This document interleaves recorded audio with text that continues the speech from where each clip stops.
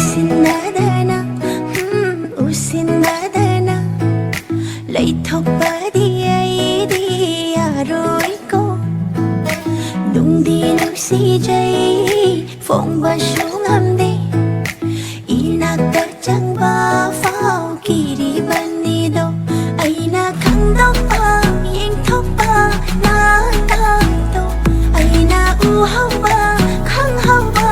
Nungdi nungsi nanggi natawdo.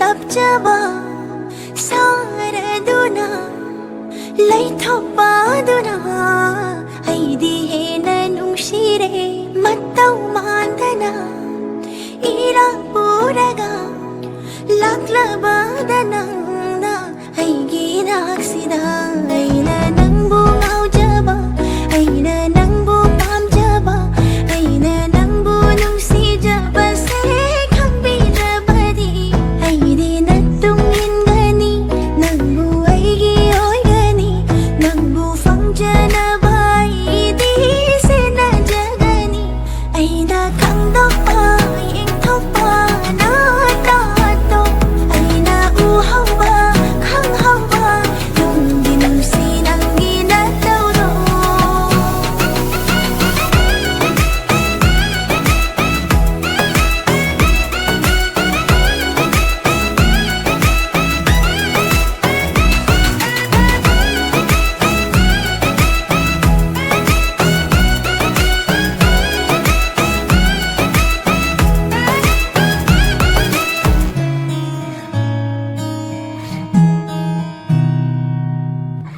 Wasumattangang dana momotanokpa tumin yengpado aina kalakpa. Wasumattangang dana momotanokpa tumin yengpado aina kalakpa. Nang bulakpa ngaybada pukning sewa jaydo nang buyengpa fangjaba wakal se pengani hada leirang na koishu tawara shumna aidi mabu tasingna nungshi kramale aina